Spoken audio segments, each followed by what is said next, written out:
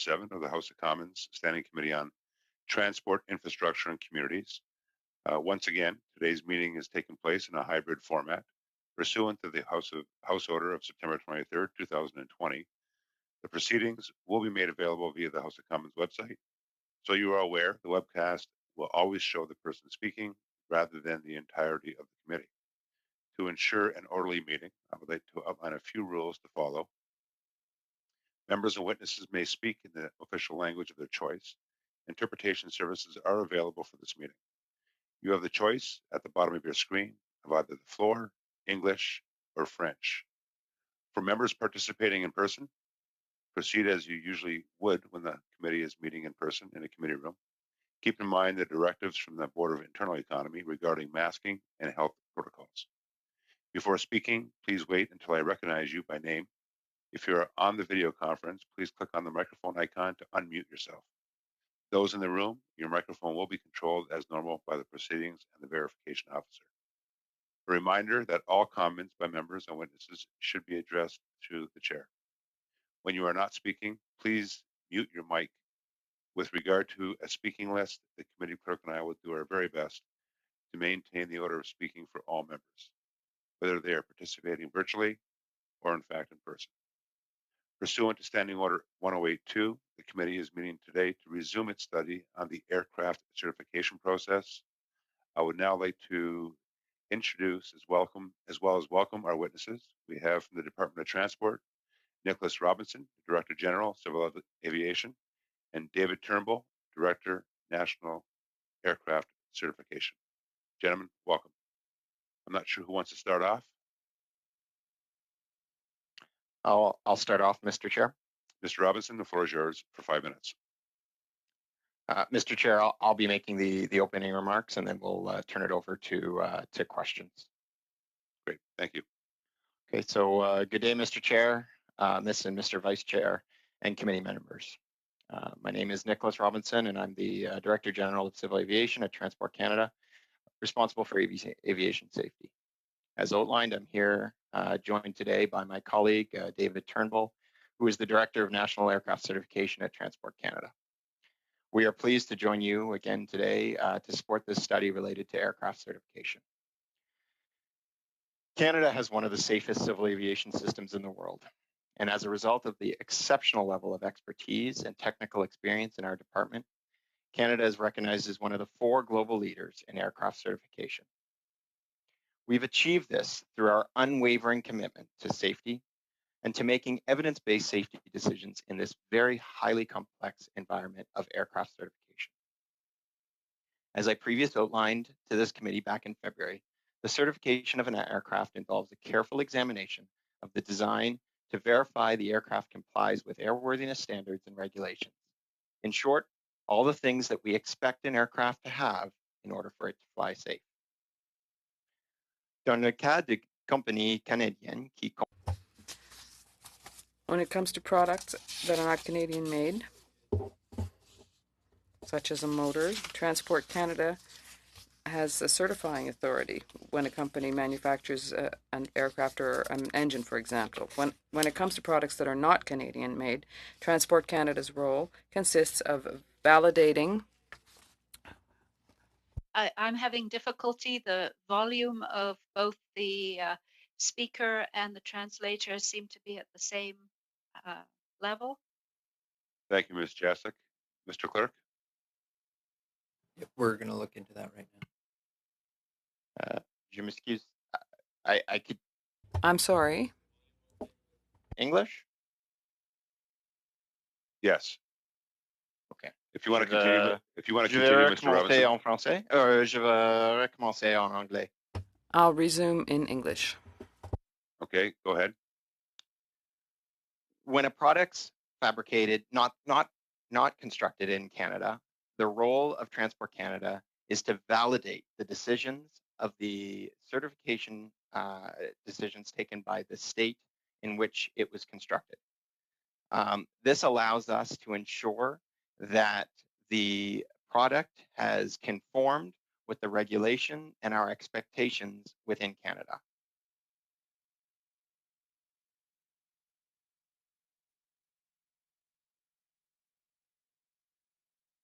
When it concerns the Boeing 737 MAX, Boeing is the manufacturer and has developed the modifications to respond to the risks, the safety risks that have been identified as a result of the accidents that have taken place in 2018 and 2019.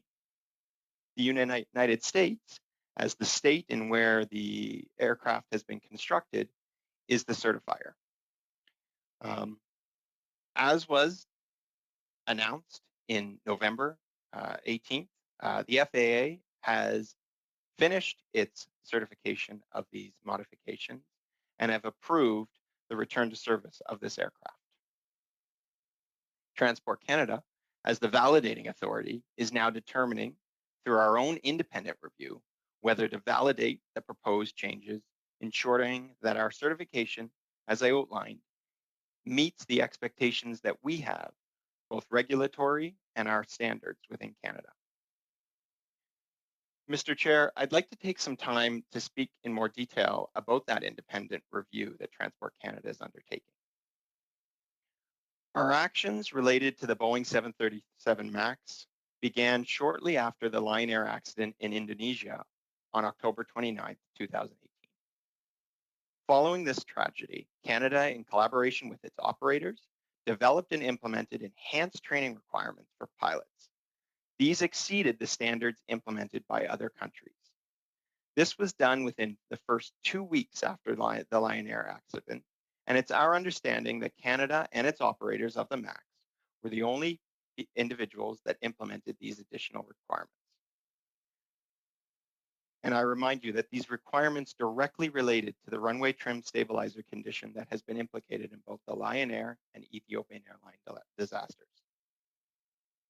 Following the Ethiopian Airlines accident that occurred on March 10, 2019, Transport Canada assessed the risks and the need for additional actions, keeping in mind our original unique actions taken back in November 2018. Upon receiving and analyzing new satellite data, the department closed Canadian airspace to the aircraft on March 13, 2019. This action demonstrated that Canada makes evidence-based decisions to prioritize safety and that we do not hesitate to take action when safety issues are identified. Mr. Chair, since I appeared here in February, Transport Canada has progressed significantly in our validation work of the Boeing 737 MAX and have completed many major milestones in the process.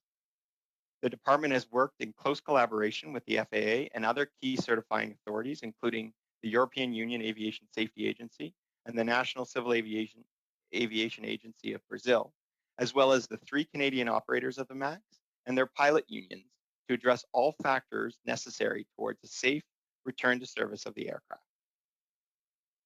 Most significantly, as part of the validation process, Transport Canada successfully completed in August a series of flight test activities of the updated aircraft.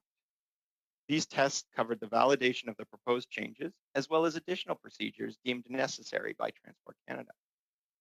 In September, Transport Canada participated in a Joint Operational Evaluation Board, or commonly referred to as a JOEB. This board was made up of representatives from globalist certification authorities, and the results of the evaluation have been used to establish the minimum training requirements for the return to service of the Boeing 737 MAX. Along with our departmental experts that participated, supporting Canada's efforts were Canadian commercial line pilots of the MAX. I want to take this opportunity, Mr. Chair, to thank the Canadian operators and the pilot unions for the tremendous support in this extremely important activity. Our safety experts are now finalizing their independent validation process to determine whether to approve the proposed changes to the aircraft. I must say I'm proud, Mr. Chair, of the leadership that our team has demonstrated to date, particularly in the aircraft design changes they were instrumental in helping shape. Mr. Chair, I can let this committee know today that our validation decision is imminent. The collaboration between global authorities have resulted in a significant amount of common convergence in our independent decisions, but this should not be seen as a rubber stamp process. While the international collaboration has been unprecedented, as we indicated last week, there will be differences between what the FAA approved and what Canada will require of its operators. These differences will include additional procedures on the flight deck, as well as differences in training. We want to emphasize that Transport Canada's intention to require differences in Canada does not imply that the FAA has an inferior safety standard for the aircraft. As mentioned before, Transport Canada has conducted its independent review, and as such, has arrived at different conclusions in a few areas. Mr. Chair, I would also like to note that even after our validation decision is made, steps will still need to be taken prior to the return to service of this aircraft in Canada. These will include the issuance of Canada's Unique Airworthiness Directive, or AD, and training directives to Canadian operators. We will be working with Canadian operators and crews and pilot unions closely on the next steps, and the issuance of these directives are not expected to be completed until sometime in January 2021. In the meantime, Transport Canada remains steadfast in its commitment that the Boeing 737 MAX will not be permitted to fly in Canada until we can confirm that the changes have been made to the aircraft and that adequate procedures and training are in place. Mr. Chair, I must address a final point before closing. I would be remiss if I did not underscore that Transport Canada has learned a great deal from the Ethiopian Airlines Flight 302 accident in terms of how the government responds to major air accidents. I want to acknowledge that our department and I were absent in terms of communicating with the families of the victims early on. Our certification and aviation experts were focused on addressing the safety issues that needed to be addressed. That is their job. Unfortunately, we tragically missed recognizing the human toll that these accidents took. We have learned from this mistake and have worked to rectify this over the last year. On January 8th, 2020, I personally met with family and members of the Canadian victims. This meeting allowed Transport Canada to hear concerns and questions from the families. We have not and will not forget what the families shared with us during that meeting and what we have heard from them since. We have since tried to keep the families informed of new developments in the validation process through regular direct communication, as well as addressing other needs that have been presented to us as a result of this horrible tragedy. Those lessons have helped Canada respond better to the downing of Ukraine International Airlines Flight PS752 this past January. We will continue to learn and improve from the experiences both of these families and groups share with us. Canada will continue to work so that other families don't have to suffer through a similar tragedy without the support and communication from their government that they expect. Mr. Chair, I trust that the foregoing information has shed some light on Canada's response to date to these two tragic accidents and has demonstrated Canada's role. I welcome any questions or comments. Thank you, Mr. Robinson. I will now go to the first round. We have Ms. Kusi. I'm going to go over to Mr. Cram to take your spot for 6 minutes. Actually, Chair, I've been cleared to speak. You've been cleared? By T. Yeah, so I'll go ahead and place Mr. Cram, but I do thank Mr. Cram Wonderful. for being prepared. Yeah, no, for sure. We're attempting to remedy the problems with the other system, and I've been cleared to use this one in this interim. Thank you, Chair. So I have Ms. Kusi first for 6 minutes, followed by Mr. Biddle, Mr. Barcelona-Devell, and Mr. Bacharach. Ms. Kusi, the floor is yours. Well, thank you very much, Chair, and thank you very much, Mr. Robinson, for your presence here today and for sharing all that useful information. My first question is, in Transport Canada Concern Paper CFT04, that Transport Canada provided the committee in the previous session, the discussion portion is from Flight Test Debrief Note RDIMS number 124660809. Could you please provide a copy of the entire flight test debrief note, to the committee? Mr. Robinson? We can look in providing that information. Thank you, Ms. Kusi. Oh, thank you so much, Mr. Chair, and thank you very much, Mr. Robinson, for looking into that. All right. In Concern Paper CFT04 in Transport Canada Position Edition 1, it says, and I quote, "Please note that in order to meet its delivery commitments to the Canadian operators, Boeing has requested Transport Canada to issue its 737-8 MAX ATC in June 2017. To avoid delivery delays to our operators, Transport Canada will review and discuss FAA position on this concern paper during its upcoming 7379 validation process activities. Therefore, this concern paper will remain open when 7378 MAX ATC is issued by Transport Canada. Mr. Robinson, it would clearly state to me here that Transport Canada succumbed to commercial pressures and certified this aircraft with these outstanding issues. How is that possibly allowed to be a consideration when certifying an aircraft? Mr. Robinson? So I think what we'll do with that question, and thank you for the question. I think it'd be important to understand the process that's undertaken with regards to concern papers that are actually very common practice that are used for validating authorities to identify areas that they seek further information from the certifying authority. So I'll turn it over to my colleague Dave Turnbull to take you through the concern paper process. And as you mentioned, the first edition, how that concern paper specifically evolved through the process that we had with the FAA and Boeing. I think we've been given, thank you very much, Mr. Robinson. Thank you, Chair. A very good overview as to the process. But as I said, it seems to clearly state that Transport Canada succumbed to commercial pressures and certified an aircraft with outstanding issues.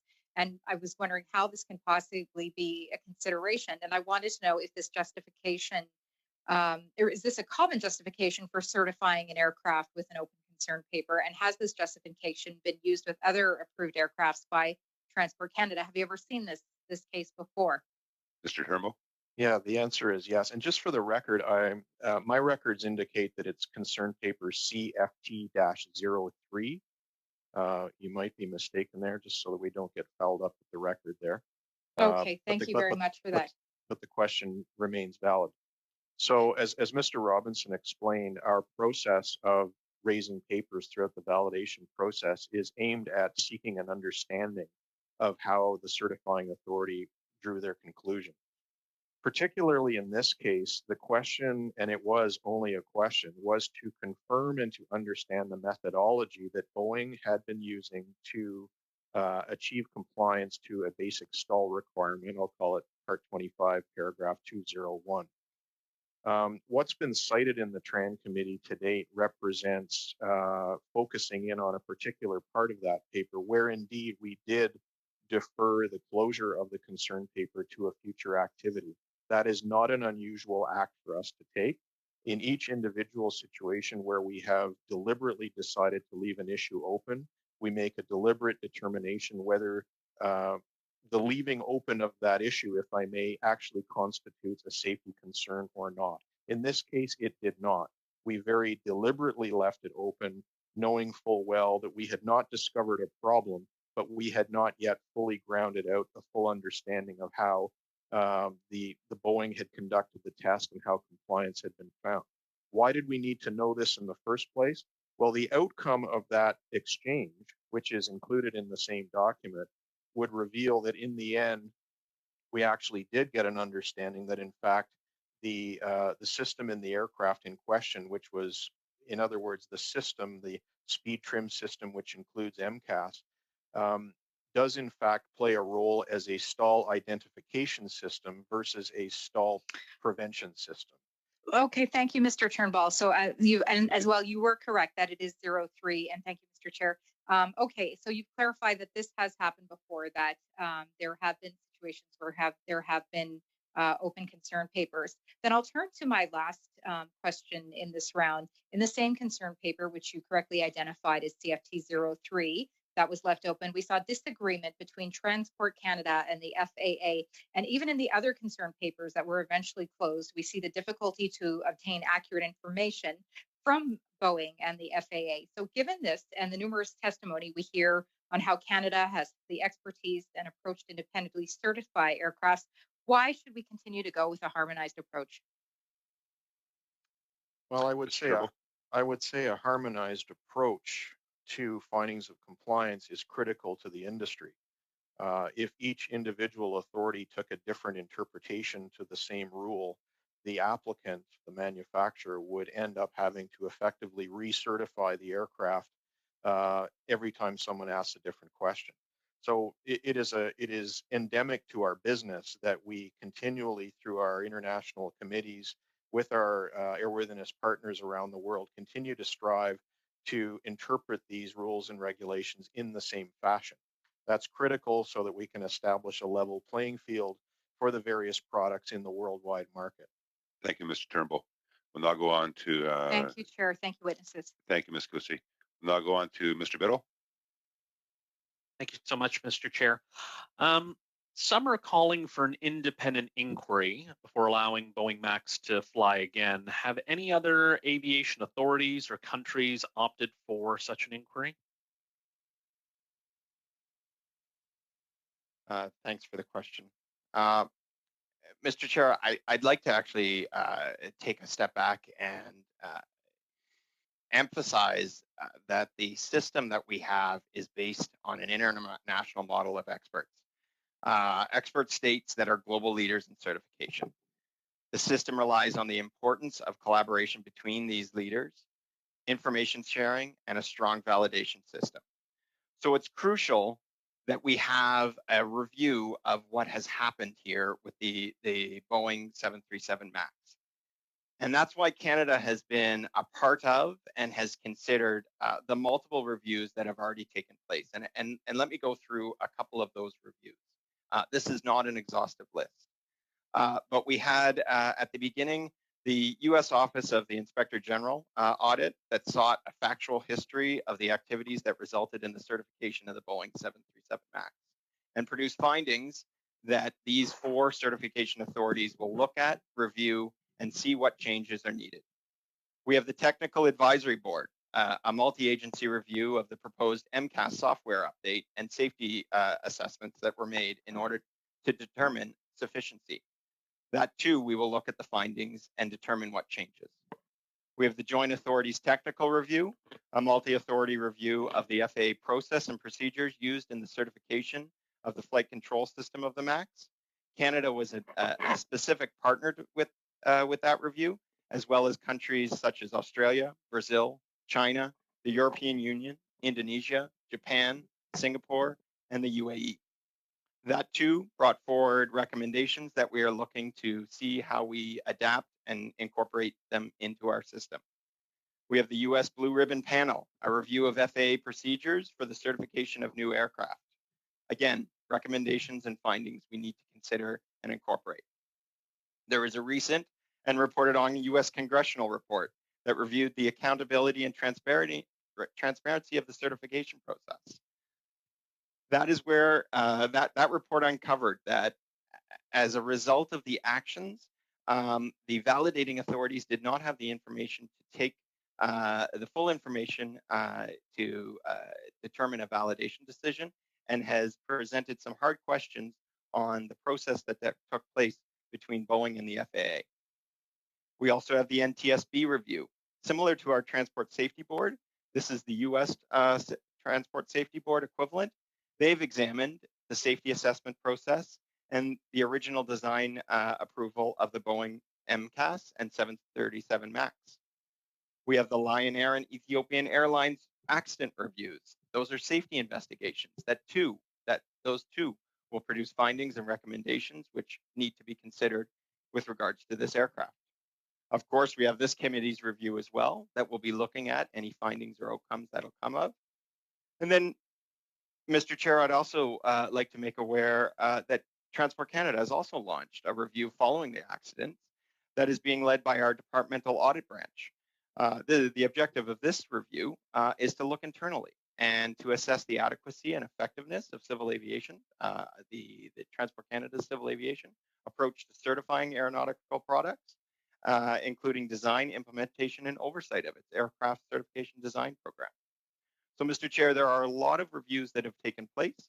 We are actively, we as Canadian Civil Aviation Authority, but we also as the certification management team that's made up of the 4 leading aircraft certification states, are all looking at the outcomes of those reports and making sure that the recommendations are considered and implemented where appropriate. Thank you, Mr. Robinson. Mr. Biddle. Thank you. Are you aware of any experts or organizations with technical expertise on certification calling for a public inquiry? And if so, whom? Mr. Robinson. Mr. Chair, we've spoken to a lot of individual Canadians seeking information about our review, and we've provided those that information to those individuals. I'm not particularly aware of any experts or Canadian aeronautical organizations that are seeking a review. I would refer the primary association that represents the design and manufacturers, AIAC, has not called for a review, nor have our very abundant aerospace industry that we have in Canada. Thank you, Mr. Robinson. Mr. Biddle. And same with pilots unions? From pilot unions, we've engaged ELPA, ACPA, and Unifor. Those are the three pilot unions of the three Canadian operators. We've engaged them from the beginning of the process, continued to update them and provide them information. We will be providing them a full briefing. They're already aware of our decisions that are going to be finalized. So I haven't heard from any of those three with regards to an independent review. Quick question, Mr. Biddle. Have any independent inquiries previously taken place under areas of Transport Canada's jurisdiction outside of some of the types of inquiries you mentioned? And a quick answer, Mr. Robinson. Sorry, but just to confirm, with regards to aerospace or aviation? If that's the only area you can comment on, then yes, in terms of aviation. So in commenting on aviation, no, I'm not aware of any independent reviews that's taken place such as this. Thank you, Mr. Robinson, and thank you, Mr. Biddle. We'll now move on to the Bloc Québécois. Mr. Barcelou-Deville. Thank you very much, Mr. Chairman.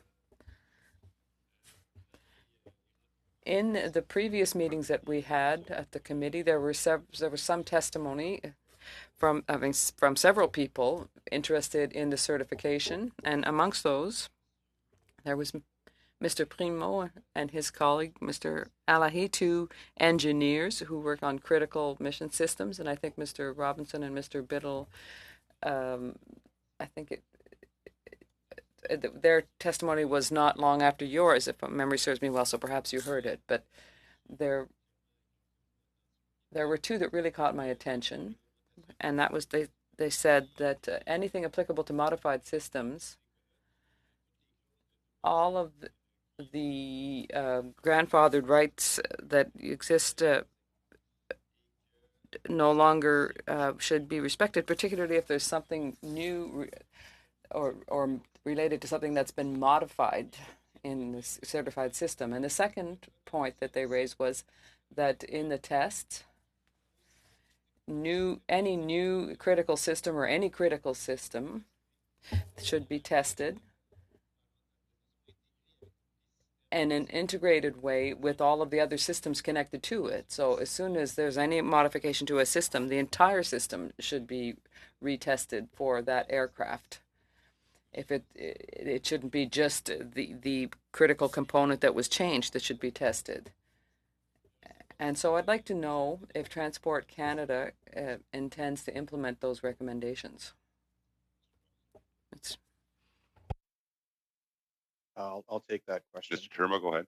Merci pour votre question. Thank you for your question.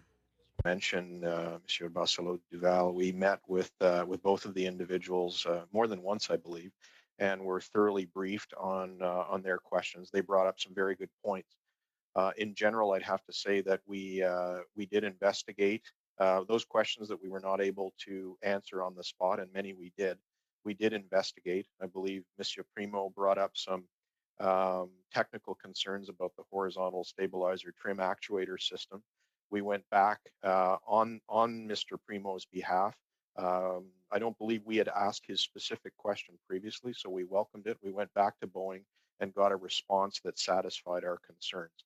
I'm not 100% sure whether we closed the loop with Mr. Primo, but we certainly satisfied ourselves that the specific recommendation and concern that he had raised had been addressed to our satisfaction. Thank you, Mr. Turnbull. Mr. Brusselou-Deville. J'ai beaucoup aimé la réponse que vous avez. I like the answer that you gave to my answer, Mr. Turnbull, saying that you looked at the questions that Mr. Primo submitted to you in depth. I'm happy to know that, but what I would have liked to have known was if the two recommendations that they made, will they be implemented by Transport Canada for future aircraft that you will certify?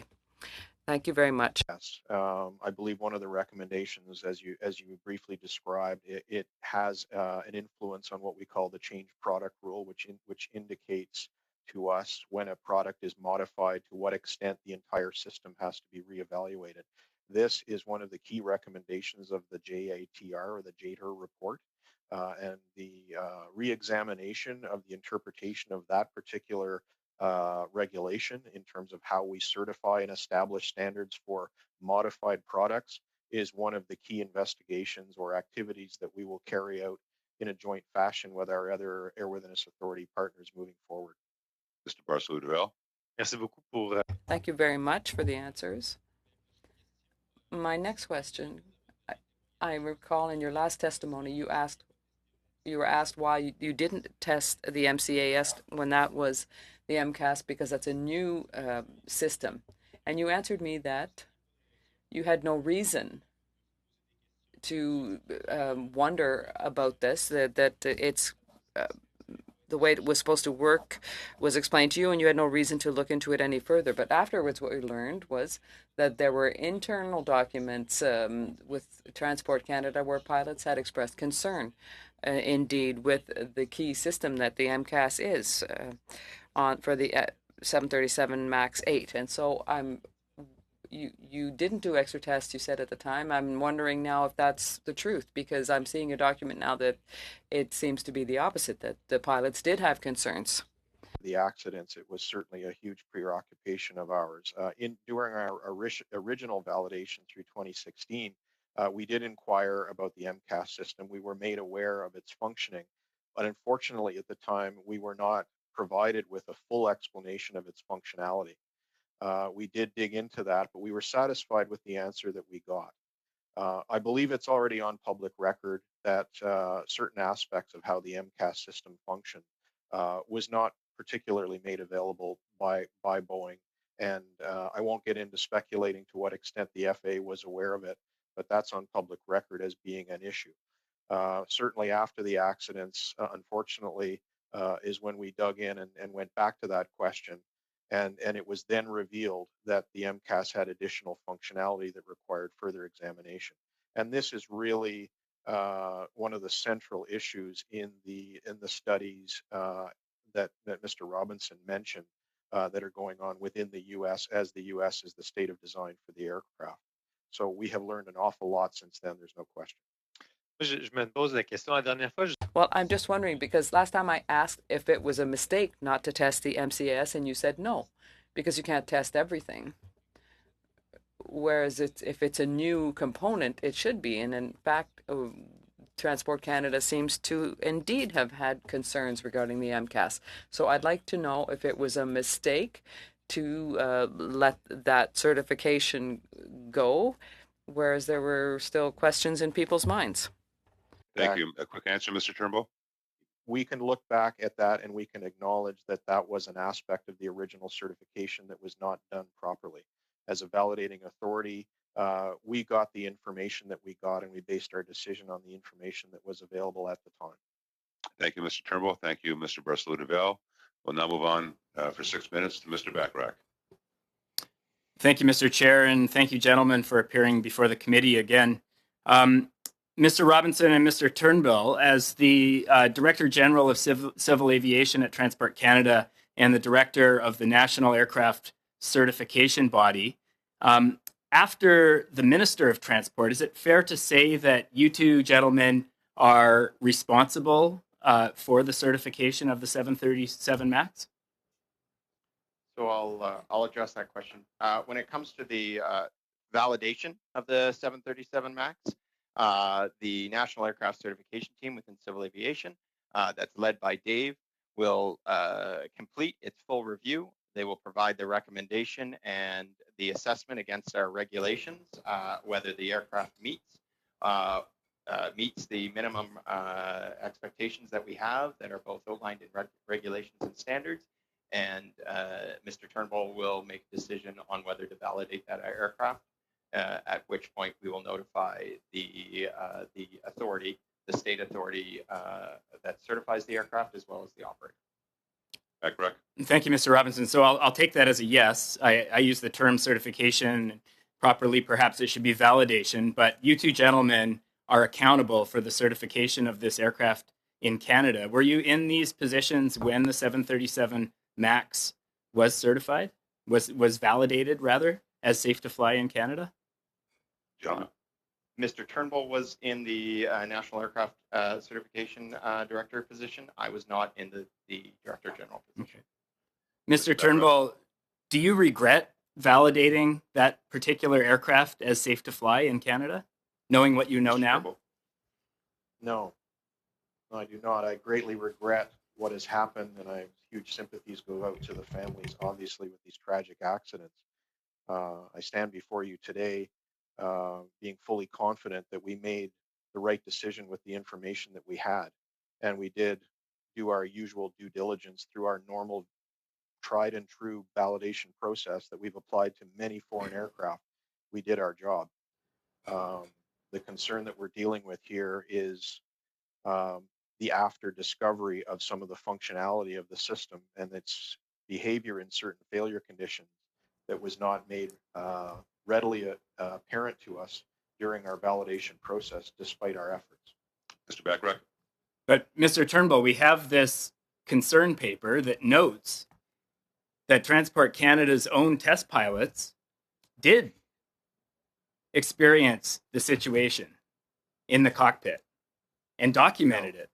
Like, unless I'm missing something, and you know, looking through this, it seems to me that Transport Canada received that note of concern and then didn't act on it. Instead, proceeded with the validation of the certification. Am I missing something? Mr. Turnbull. Respectfully, you are actually, and thank you for giving me the opportunity to revisit that. I did not complete my explanation with Ms. Kusi earlier. What is raised in that concern paper was a question to help us understand the methodology whereby Boeing has demonstrated compliance to a particular requirement. That concern paper does not in itself reveal or demonstrate a discovery of a problem with the aircraft. The outcome of that inquiry would indicate to us whether the systems implicated represent a stall protection system or a stall identification system. That was the gist of the question. If you read to the end of the document, you'll see we did get the response, which satisfied us that the system is indeed only a stall identification system. Had it been a stall protection system, the design integrity for the relevant systems would have been held to a much higher level. We were satisfied with the response, and we were then at that point fully in the know as to how the testing had been done.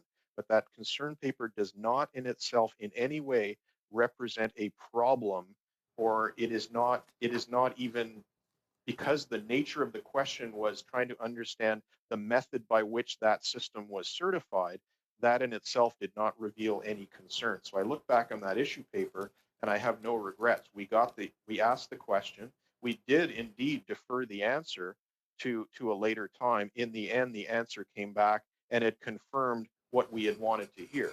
But it does not relate directly to the problems that caused the accidents. Mr. Bachrach. Mr. Turnbull, I believe you met with Mr. Primo, the independent aerospace engineer who has years of experience in the design of these control systems. Did you find him to be credible in the information he presented to you? Mr. Turnbull. Yes, I think that Mr. Primo has the credentials, and we could speak intelligently with him at a number of levels at the technical level. There's no question. However, Mr. Primo was misinformed on a few items, and we did correct him on some of the issues. as we spoke to him. And as I mentioned earlier, some of his assumptions we did look into, and in the end, having closed the loop with Boeing, we effectively answered his question. And from our perspective, there was no residual concern. So yes, overall, he was credible. Mr. Turnbull, his questions were welcome. Okay. Mr. Primo, he appeared on Tuesday before the committee, and it appears that all his questions weren't adequately addressed. I asked him if he would get back in the 737 MAX as a passenger, and he said he would not. I'm just wondering how you respond to that concern that he seems to still have as an engineer who specializes in these systems. He does not feel that the safety issues have been adequately addressed. Mr. Turnbull? Well, that's of course his privilege to have that opinion. It's unfortunate, however. And without disrespecting Mr. Primo's credentials, to be fair, he has not been privy to the literally thousands of hours that my team has put into investigating in explicit detail the failure modes and the system as it failed, and how we have developed in collaboration with the FAA a series of fixes. He is not privy to all that information. So my team is. Thank you, Mr. Turnbull, and thank you, Mr. Bachrach. We're now going to go to the second round, 5-minute slot for Mr. Cram. Mr. Cram, you have the floor. Well, thank you, Mr. Chair, and thank you to Mr. Robinson and Mr. Turnbull for joining us today. So, in June of 2017, Transport Canada certified the Boeing 737 MAX 8. That plane later turned out to be unsafe. What went wrong with the certification process, and what can be done to ensure that mistakes like this do not happen again? Mr. Turnbull or Mr. Robinson? So I'll refer back to the variety of reports and reviews that have been undertaken to look at that exact question. What went wrong? My colleague, Mr. Turnbull, has already highlighted one piece that went wrong that needs to change is how we look at an incorporation of a change in the aircraft and how it interacts or affects the upstream of the aircraft, the change product rule. We have to look at that. And that's something that we'll see and we'll see changed moving on. We also have to look at the interaction that different authorities have with their manufacturers. As my colleague, Mr. Turnbull, referred to, it's public record that information was not forthcoming with regards to particular aspects of this aircraft. That didn't allow validating authorities to take a full decision and understanding of the impacts a particular system has on an aircraft. That will have to change, and something that the Congressional Point report hits on directly in the U.S. We'll also look at our engagement with regards to validation.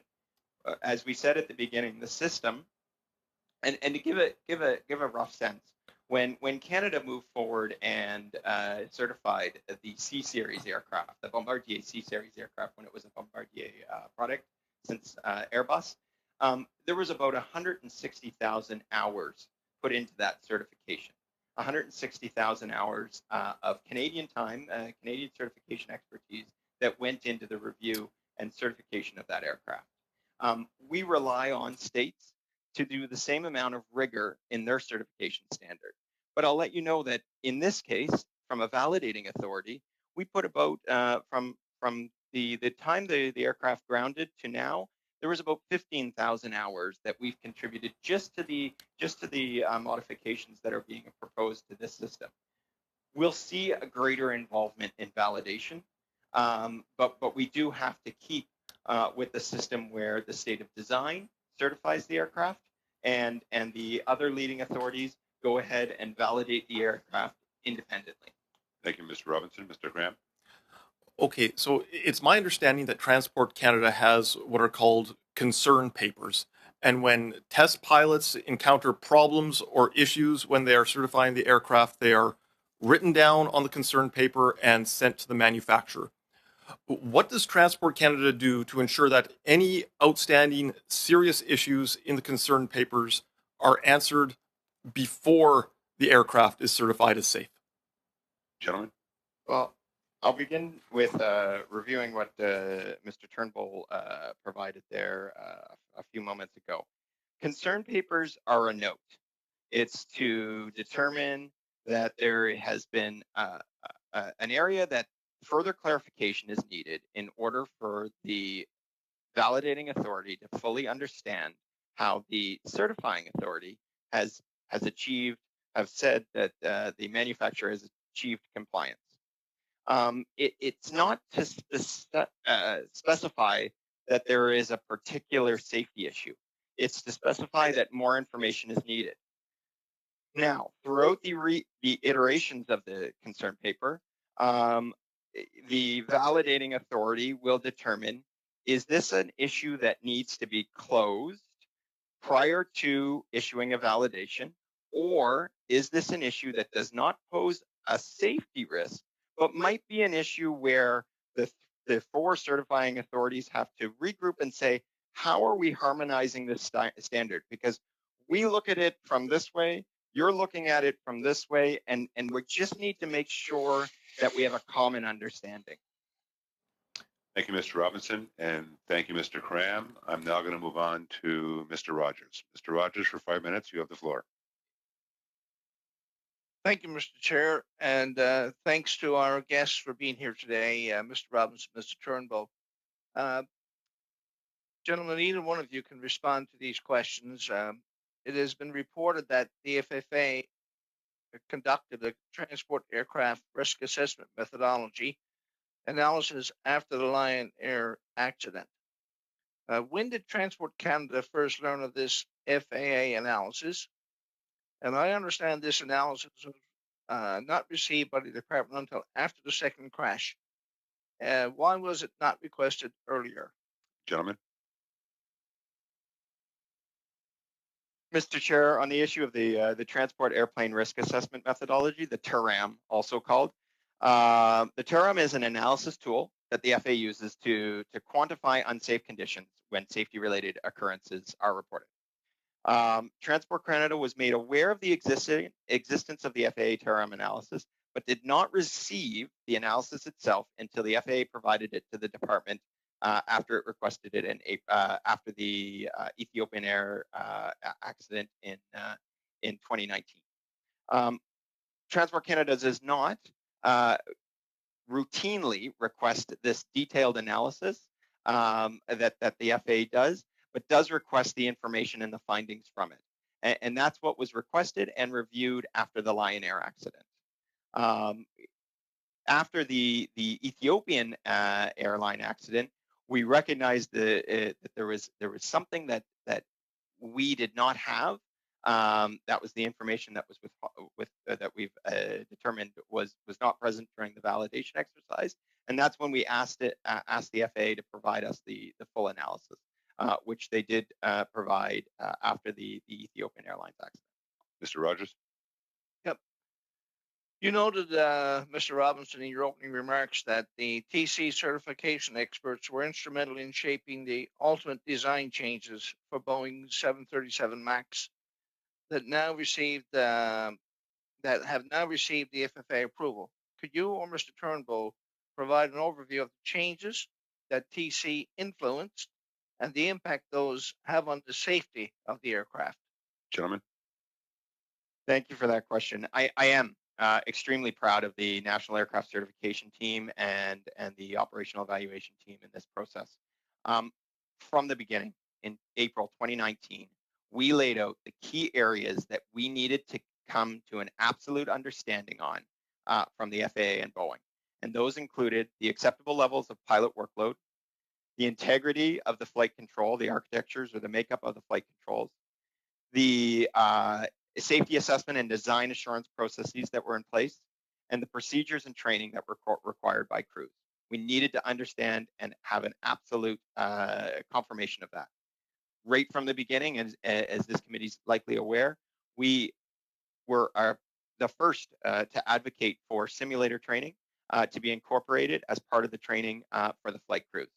And I'll turn to my colleague, Mr. Turnbull, to specify all the other areas that we've helped shape this product that is being reviewed and proposed today by Boeing. Mr. Turnbull. Thank you. So to just add to what Mr. Robinson was saying, because of our due diligence and our very careful investigation, it was Transport Canada that discovered that the original simulators used for training were not programmed to actually allow the pilots to exercise and carry out the procedures associated with the runaway stabilizer events. So in other words, the system had been designed in a way that required pilot input, and yet we discovered that the simulators had not been capably equipped to actually run the pilots through those specific training scenarios. That problem has hence been fixed. We were front and center in pushing very hard for procedural emphasis to ensure that the pilot actions that were required were clarified and emphasized, such that when the design was dependent on a pilot action to mitigate a particular concern, that the procedures would be associated with that would be sufficient to bring the pilot up to a sufficient level of awareness to be able to control the aircraft. We also discovered that the testing of the aircraft without the speed trim system, which includes MCAS, off, was not performed. It was our influence that caused the FAA to initiate a significant activity to reevaluate the characteristics of the aircraft with those systems off. Fortunately for all, we discovered that the aircraft is in fact quite controllable with those systems unavailable. Further, although the basic design change that we will be validating is technically identical to that which the FAA has approved, we are adding an additional procedural element that allows the deactivation of an erroneously firing stall stick shaker system, which we deemed through our own evaluation to be a considerable distraction to the pilot during these failure scenarios. This was recorded in the accident reports as well. We participated significantly, and I think my team did a great job on the JATR or the JATR study, and I think we were front and center in having a very strong voice to speak to the nature of the concerns that related to the application of the change product rule, which is part of what Mr. Primo, incidentally, was concerned about as well. In addition, we were pushing for the need to acknowledge that although we have and we are about to validate a design change that makes the aircraft perfectly safe, we asked if Boeing could produce some additional changes that would come post RTS to further enhance the safety of the aircraft. And I think we were instrumental in having Boeing put a number of future modifications which should be considered as product improvements on the table. Thank you, Mr. Turnbull. And thank you, Mr. Rogers. I'm now going to move on to Mr. Barcelou-Duval for 2.5 minutes. Thank you, Mr. Chair. Thank you, Mr. Chairman. It might be the last time that I get a chance to speak to you, gentlemen. And we're getting close to the end of this study as well. What I really retained generally about the 737 MAX is that the Americans, the FAA, did not carry out their certification process adequately, if I can put it that way. And we were rather complacent because we're not used to doing in-depth validations and significant ones, as the work is generally done in the United States. And unfortunately, I mean, this shows us that there are weaknesses in our system. So as the organization responsible for safety for Transport Canada in terms of certification, Mr. Turnbull, I think more things need to be done to ensure the safety of people who are in the air. Clearly, I mean, nobody is denying that there wasn't something missed. The ICAO regulations and signing up to an ICAO convention, which started in 1939, clearly states the responsibility of the state of design. I think the U.S. is going through what it needs to go through to investigate what happened. We as a validating authority are more than willing and have been collaborating and will continue to collaborate with them as they investigate the many aspects which is included in the list of things that Mr. Robinson spelled out. I am confident that our process from a validation perspective is adequate. We are looking at the areas that are new and novel. We are looking at the areas of risk, the safety concerns, but a validating authority will always be subject to the information that we are provided when we do our inquiry. The information has to be made available. A full understanding of the aircraft system and how it was certified must be provided to the validating authority. That is a principle that we must uphold. And that is why in this particular case, it is the FAA that is going back and re-examining what happened and implementing and will be implementing rather changes in the future, which we will adopt as well. Because as we mentioned, for example, the change product rule and its interpretation, Merci beaucoup. everybody's using it. Merci. I'm sorry, Mr. Turnbull, I don't have much time. I'm just trying to understand, because what you're telling me indeed is that the problem is at the design stage and that we did everything correctly here. We have nothing to reproach ourselves for, but I think things have changed. Don't you agree? In which regard? I'm sorry. Mr. Barcelona, your time is up. Did, Gentlemen, if you want to get that answer in, you can get it in the next round with Mr. Backrack. Mr. Backrack, you have the floor for 2.5 minutes. Thank you, Mr. Chair. The Congressional House Committee on Transport, I'm sure you're aware of both their preliminary report and the more recent final report. In the preliminary report, the Congressional House Committee on Transport found some really concerning things in terms of the certification culture in the United States. They describe how the financial pressure on Boeing to compete with Airbus led to decisions and assumptions that, quote, jeopardized the safety of the flying public, and that a culture of concealment saw Boeing withhold crucial information from the FAA, including, quote, hiding the very existence of MCAS from 737 MAX pilots. The culture they describe, now, you folks are in charge of validating their process in the United States. Before this preliminary report came out, were you at all aware of this culture of concealment in the American certification process? Gentlemen. So this incident has provided us a much greater understanding of the process that occurs between the FAA and Boeing. And as you mentioned, Mr. Chair, as was mentioned, the congressional report has made public the issues and the problems that are happening with that relationship. But I will emphasize, if we look at the relationships we have with our certifying companies like Bell, companies like Bombardier, Pratt & Whitney, Diamond, others, the issues, and I know that this committee was able to meet and discuss the certification process with many of them. The information exchange that we have with these companies, it's just not the same as what was discussed in the U.S. congressional report.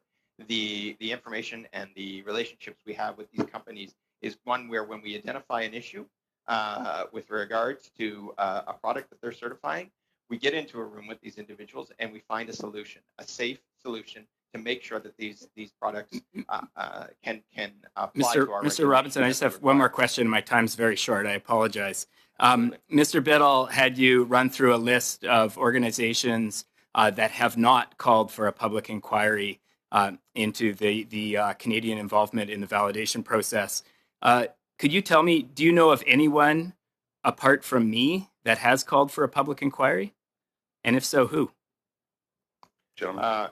I can identify that I saw that the two family members, very key representatives of the families that were impacted by Ethiopian Airlines Flight 302 have called for a public inquiry. They did so on Tuesday. They have discussed that previously as well.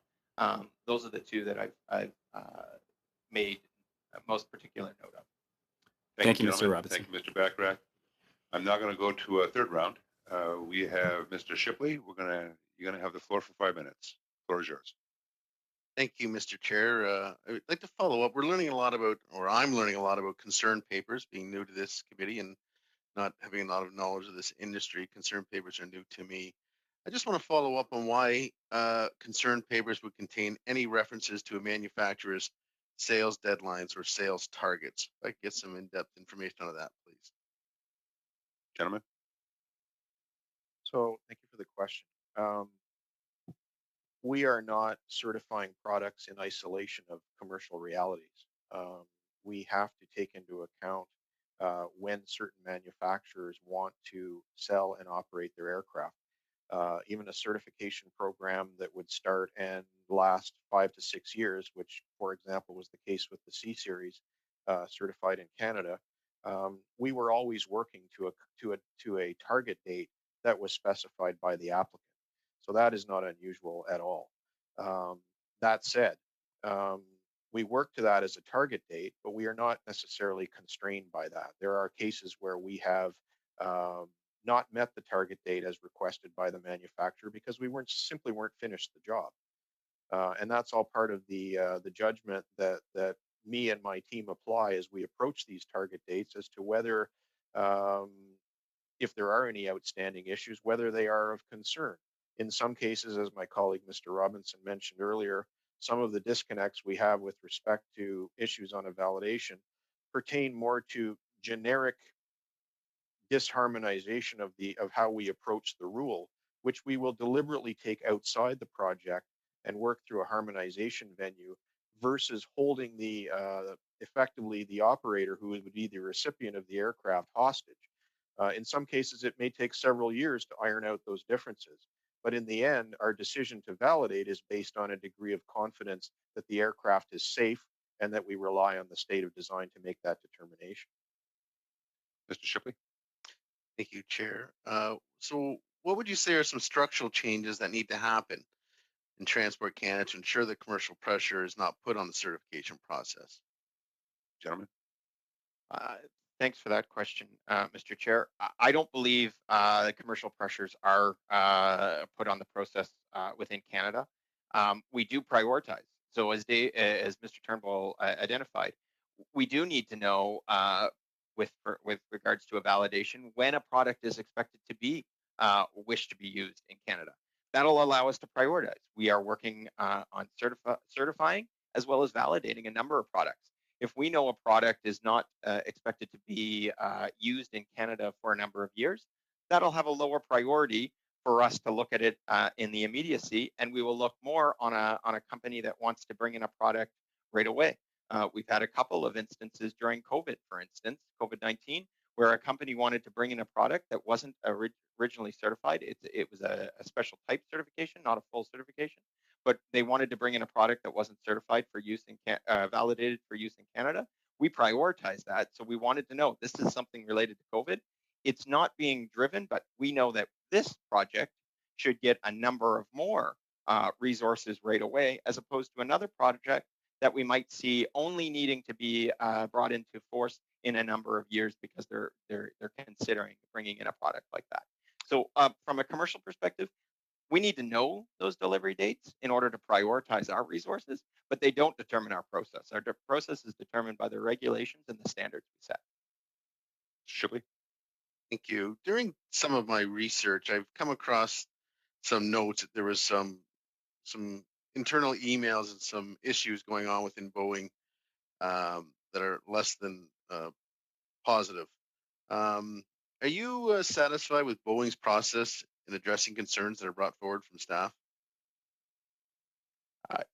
That is an issue that, from an information perspective, the state of design will have to address how those questions are brought forward among staff. We are looking at a product. We are holding it against a set of regulations. The internal dynamics of Boeing is something that we're not as involved in. But if there was a message or a whistleblower, how would you treat that from a manufacturer?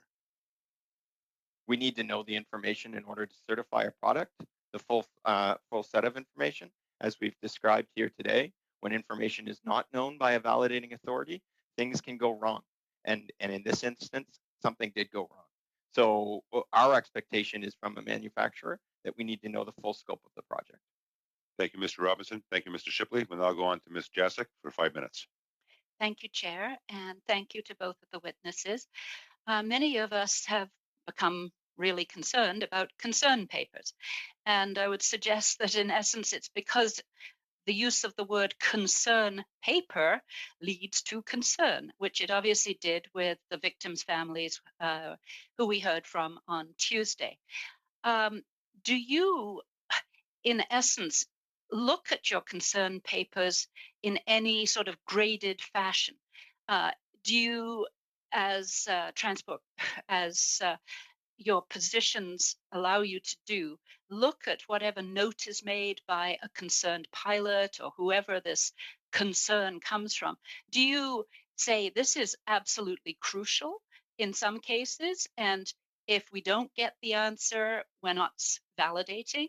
And do you have some that are, as you've described in this particular case, you felt did not endanger safety? So you had sort of a nice to know kind of inquiry as opposed to a crucial inquiry. Do you kind of have that system of ensuring when you're looking for answers that you've looked at it in that way? Gentlemen? Absolutely. As Mr. Turnbull has outlined, there are instances where a concern paper, and I take your the point that was made, Mr. Chair. The terminology for concern paper needs work, and you may see changes moving forward on that. A concern paper, if it's related to a serious safety risk, would not remain open if that safety risk hasn't been addressed. But a concern paper, as Mr. Turnbull noted, that identified a misharmonization of the regulations that needed to be addressed as part of CMT, our certification management team as a whole, could remain open and the validation of a product continue. And those assessments are made on an ongoing basis. Ms. Jacek? And so, thank you, Chair. In retrospect, I'm sure you've examined all the information that you received from pilots on simulators and so on. Was there anything that talked about what you've identified as probably the crucial factor? In other words, changing the technology, the MCAS system, what did that do to the safety of the aircraft as a whole? In other words, the interaction with the existing aircraft. If you look back, have you found anything that might have led you to have a really important concern and issue yet another concern paper? Gentlemen? Mr. Chair, if we had found anything in the validation process that was a concern that addressed a safety risk that hadn't been finalized or brought to a conclusion in our validation process, the aircraft wouldn't have been validated in Canada. Thank you. Thank you. So going forward, obviously, you've done a lot of reviews. We know, obviously, the U.S. Congress has had their investigations. The FAA is obviously going to have to change a number of its processes in accordance with what the U.S. Congress is doing. Going forward, what additional aspects of validation are you going to introduce for the safety of Canadian air travelers? Gentlemen? Thank you for the question. I'd like to say the good news is that the fundamental processes that we've had in place and that we've refined over the years do not need to change. The process itself is scalable. And what I mean by that is our validation efforts can adapt to the situation. Just as it has throughout the validation of the design changes, given the profile and of these two particular accidents and the complexity of the issue, the validation process in this design change activity has been significantly higher than it normally would have been. But it is the same process. It still follows the same protocols. It still works the same way. In the future, with other applicants in future aircraft, we will continue to do what we've been doing. Obviously, we've learned some lessons here. So is the FAA. We're going to be applying those lessons, and those lessons become risk areas for the future that may require us to, or may result rather, in us taking a greater depth of review in certain areas that we might not have otherwise done. Because the process is scalable, it allows us to take the level of review that we deem necessary.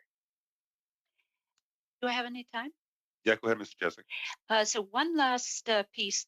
On Tuesday, QP came and spoke to us about their cabin crew safety issues.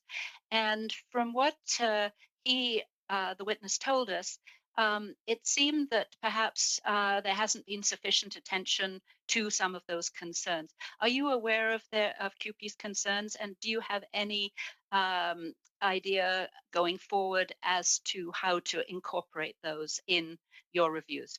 Gentlemen, a quick answer, please. Mr. Chair, we met with QP earlier on in this process, and I can actually report to the committee that we're meeting with QP again, and that was set before their appearance on Tuesday to outline exactly how and the conclusions we brought with regards to our validation and what they can expect. We expect they will bring forward those issues, and much like I had opened up this committee appearance, we will be working with our Canadian operators, all of the unions, air crew unions, to work towards our next steps, an airworthiness directive and directives of training that we expect to be in place sometime in January 2021. Thank you. Ms. Jessic, thank you. Thank you, members. And most importantly, thank you to the witnesses, Mr. Robinson, Mr. Turnbull. Wonderful discussion. Lots of answers to great questions. And I want to thank you for this time. Mr. Chair? The committee truly appreciates it. So with that, I am going to go into camera. Mr. Chair, before we go in camera, could I have the floor for a moment? Go ahead, Mr. Backrack, go ahead. So I appreciate the testimony of the witnesses today, and I appreciate you giving me a brief moment to move my motion, notice for which was provided, and I believe the clerk has translated copies for all the committee members, which she can email to you. And so I will move that the committee call on the federal government to launch as early as possible a public inquiry into Canada's aircraft certification process and its role in certifying the Boeing 737 MAX 8, as well as Transport Canada's actions following the Lion Air crash in 2018, and that the chair of the committee writes to the minister to inform him thereof. Thank you, Mr. Backrack. I am going to ask for comments or questions on this, noting, of course, it's going to take away from our time to give drafting instructions, but I will allow it. First off, Mr. Clerk, is the motion clear enough for yourself?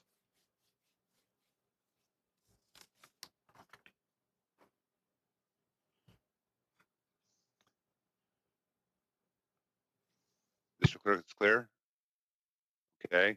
No further clarification?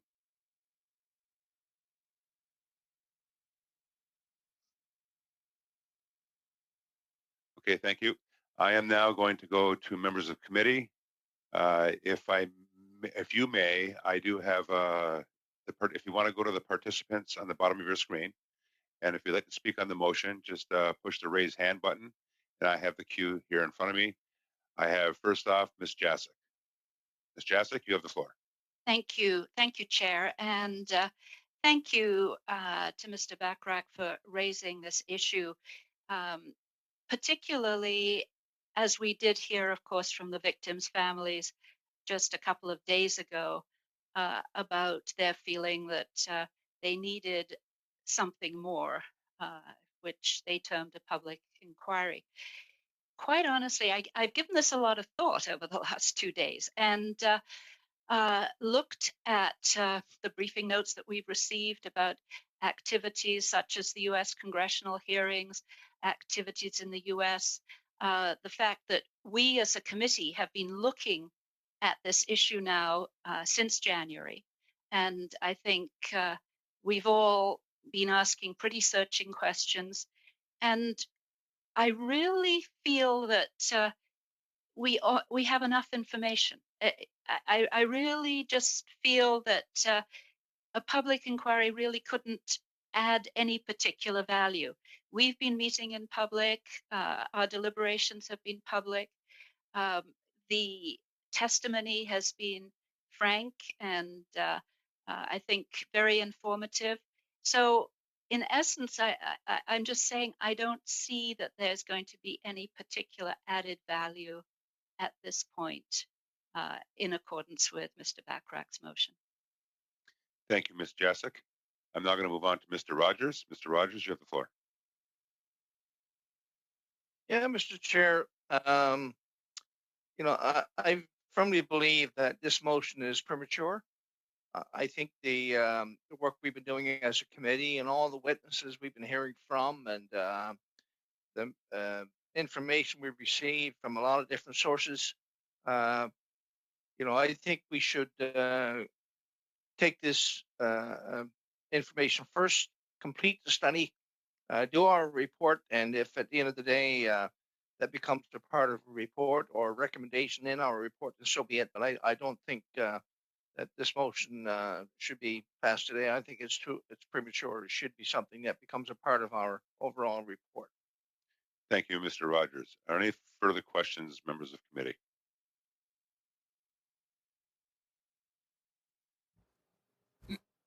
Mr. Chair? No further. Oh, I have a few more. Hold on. I have Mr. Biddle, Ms. Cusi, and Mr. Barcelona-Duval. Mr. Biddle, you have the floor. You can add me to the list as well, Mr. Chair. Wonderful. Thank you. Thank you so much, Mr. Chair. And I won't go into too much depth on this. I want to echo what my colleagues have said, but also I just add that this motion is so broad as to not really provide much direction. I know Mr. Bachrach is new. I think this might be a much better process to go to discuss this, to review the report, and make recommendations of substance rather than just trying for a quick motion headline and then it doesn't mean anything because it's so broad and so open to interpretation. So I'm not supportive of this because it's just far too broad, and I think the best way to do this is how we normally do it, and is discuss it amongst committee members, and if it's the will of the committee, I think that's the best way to go. Thank you so much, Mr. Chair. Thank you, Mr. Biddle. Ms. Cusi? Thank you very much, Mr. Chair. I'm going to switch this around. My apologies. We definitely feel as though this is not entirely resolved, and that is from the testimony of the witnesses yesterday. It is evident to us that several of the family members still feel as though this is not resolved, as well as some of the individuals who appeared in the second hour of testimony feel that it is not resolved. However, similar to the thoughts of Mr. Mr. Rogers, pardon me, we feel that perhaps it would be premature to go to a public inquiry at this time, that we should let this study conclude, and also to see the decision of the government based upon the information that they have learned within the study. Now, we do feel some steps would be necessary to ensure the complete resolution of not only our work, but I think also our conscience for the families and for all other Canadians who will have the potential to fly on this aircraft in the future. So we would hope that when the government comes to their decision, which Mr. Robinson indicated at the beginning of our time together was imminent, that we bring the minister forward again in an effort for us to question him on his final sign-off, his justification for the decision, and if necessary, extend the study at that time if we do not feel it is satisfactory, that we can look at those families in their faces, as we had to yesterday, and hear their stories. So we do not feel it is resolved. However, we do feel that in this time, particularly in a pandemic where we have the failure of an entire sector, for which, by the way, I'm very disappointed there is still no plan, and we need to discuss as soon as possible as well solutions for that. It is not the right time for a public inquiry. We need to see the outcomes of the work the committee is currently doing, and as well what the department and the minister draw from that work and the decision they do make at that time. Thank you, Chair. Thank you, Ms. Cusi. I'll now go on to Mr. Barcelou-Duval. The floor is yours. Merci, Monsieur le Président. Thank you, Mr. Chair. I'd like to thank Mr. Bachrach for his motion. I believe that this is a very important issue that's put forward as to whether or not we should have a public inquiry on this topic. I won't hide the fact that I was not satisfied by the answers provided on the Canadian certification process. I'm concerned that there's complacency or non-will to go into depth in the topic, especially after what was revealed. I was very concerned that there was no will to change things, to change the procedures. If the U.S. or other country, I don't want to be anti-U.S. here, but if there's a lemon of an aircraft, we'll rubber stamp it, and after a couple of small tests. I have a hard time thinking that we would do justice to the whole thing and that we would act responsibly, notably for the victims that came to testify here, and they haven't been able to completely recover from this, and the fact that we're not asking more questions. So I agree with Mr. Bachrach's motion for these reasons. I would have preferred that there was a will to sincerely change the current process. In my opinion, it is problematic. Reports were sent by pilots. They're going to say that it was on a critical report, but there were critical systems that weren't tested. There were new systems. There were issues there, and with an inquiry, we'd be able to see if I'm right or not. Our process, if it's not tight enough, we're just as responsible as the original design authority. So we should be more careful here. I'll now go on to Mr. Bachrach. Mr. Bachrach, floor is yours. Thank you, Mr. Chair. I appreciate the committee having this discussion about my motion, and I wanted to address a few of the points that have been raised by my colleagues as a way of speaking to why I feel that this motion is advisable. Ms. Jacek mentioned that she feels that the committee has enough information, but I want to make it clear that the public inquiry is not about satisfying the needs of the committee. The inquiry is about satisfying the needs of all Canadians. And yesterday, or rather on Tuesday, we heard testimony from Mr. Jirogi and Mr. Moore that frankly I found gut-wrenching. They obviously have not gotten the answers that they need. And I just feel like it behooves us as a committee to do what we can to help them get the answers and the closure that they need. And frankly, and Mr. Barcelou-Duval alluded to this in his remarks. I don't believe that the committee has received satisfactory answers to all of our questions. I think there are questions about this process, about the way that Canada certified or validated the certification of these aircraft that remain outstanding. And that is why I think a public inquiry is the right thing to do. This motion simply calls on the government to put such an inquiry in place. The other point was made by my colleague, Ms. Kuzi, around the timing of the inquiry and the fact that in her view, it is premature to go to an inquiry. And with all due respect, I understand this is a very difficult time for our country. But right now, our government is in the process of returning these airplanes to the sky. Looking at in November, just on November 18th, Minister Garneau said that he expects the validation process to conclude, quote, very soon.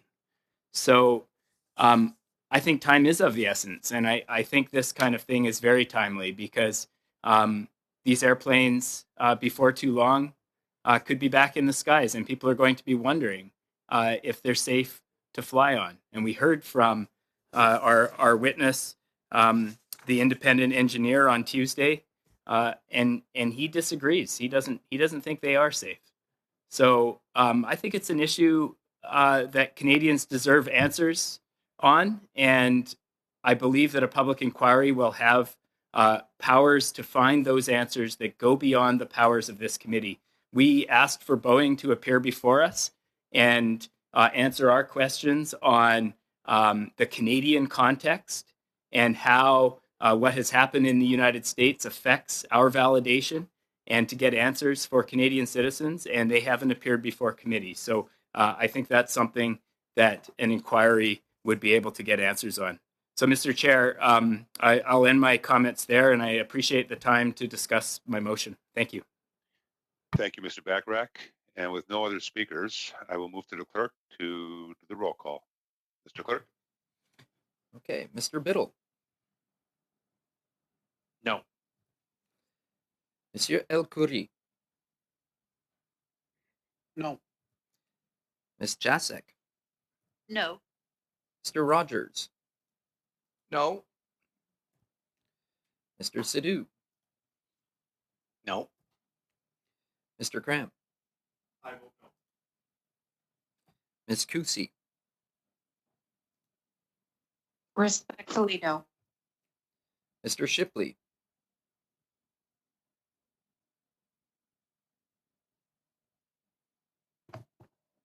No.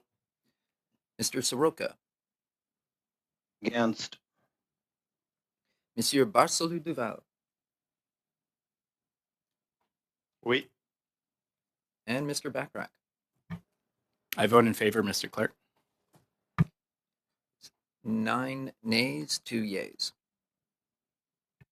Thank you, Mr. Clerk. Thank you, Mr. Bachrach. Thank you, members of the committee. If I may now, we will move into camera to finish off today's agenda. As many of you can see on your invitation, there is a separate link to move to, so we'll take that time to move into camera.